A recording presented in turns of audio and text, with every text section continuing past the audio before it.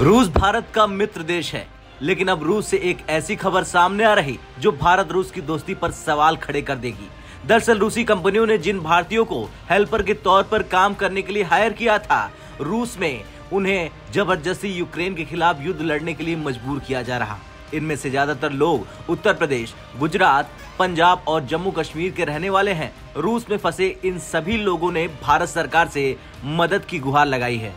अंग्रेजी news website the Hindu की एक रिपोर्ट के मुताबिक कम से कम 3 भारतीयों को रूस यूक्रेन सीमा पर रूसी सैनिकों के साथ लड़ने के लिए मजबूर किया जा रहा। पीड़ितों का कहना है कि एक एजेंट ने उन्हें धोखे से सेना सुरक्षा सहायक के रूप में काम करने के लिए रूस भेज दिया। रिपोर्ट के मुताबिक एक एजेंट ने यह भी बताया कि नवंबर 2023 से लगभग 18 भारतीय नागरिक रूस यूक्रेन सीमा पर फंसे हुए हैं। ये लोग मारियुपोल, खार्किव, दोनेत्स्क, रोस्टोव-ऑन-डॉन में फंसे हुए हैं। ये भी कहा जा रहा है कि युद्ध के दौरान एक भारतीय नागरिक की मौत भी की गई है।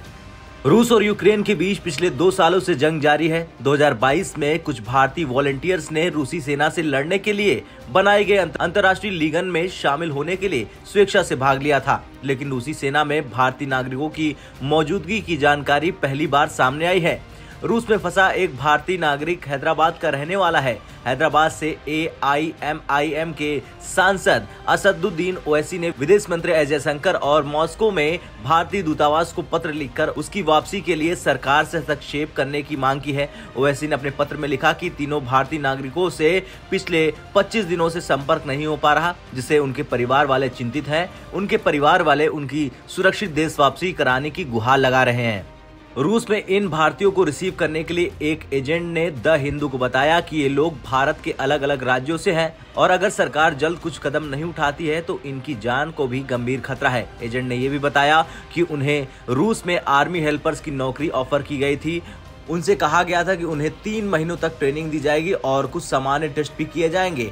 उनसे किचन हेल्पर्स या इसी तरह के दूसरे कुछ काम कराए जाएंगे, लेकिन 1 महीना बीतने के बाद उनके पासपोर्ट छीन लिए गया और उन्हें यूक्रेन के खिलाफ रूस की तरफ से लड़ने के लिए मजबूर किया गया। कई दूसरे देशों के लोग भी यहाँ पर फंसे हुए हैं। खैर, देखना तो ये होगा कि पीएम मोदी कितनी जल्दी इन हेल्पर्स को रूस से बाहर निकाल कर लाएंगे और क्या रूस ने सच में भारतीयों के साथ इस तरह का सलूक किया है। आपका क्या कुछ कहना है, कमेंट कर जरूर बताएं। ब्यूरो रिपोर्ट, भारत तक।